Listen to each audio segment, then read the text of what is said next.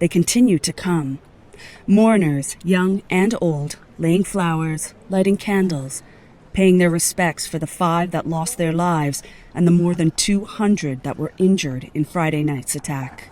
Unfortunately, this has already happened several times in Germany and elsewhere, and I actually ask myself more quickly, in consequence, what goes on in such brains. Eric is here to pay respect for the victims, including a colleague of his mother who was hit and is now in hospital. A single white rose in his hand. We are here to show sympathy for how it affects us, to set an example. On a visit to the site of the attack on Saturday, Chancellor Olaf Scholz said the country should stand together and not allow those who wish to sow hate to do so. It is important to me that when such a terrible, horrific event takes place, such a terrible attack that injures and kills so many people, that we stay together as a country, that we stick together and that we unite.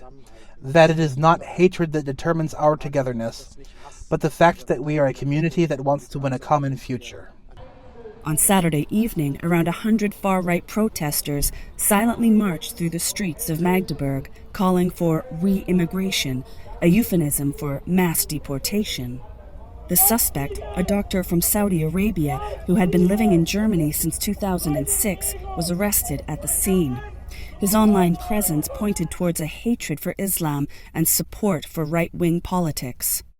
While the motive for the attack remains unclear, Magdeburg's public prosecutor has said the suspect mentioned a dissatisfaction with the treatment of Saudi Arabian refugees here in Germany. Meanwhile, the Federal Interior Minister, Nancy Faeser, while visiting this site on Saturday, said that he was obviously Islamophobic. Reports show that authorities had been made aware of the suspect's increasingly anti-German discourse, but it was not considered a concrete threat. As the investigation into the attack continues, residents of Magdeburg are doing what they can to salvage what's left of the Christmas spirit.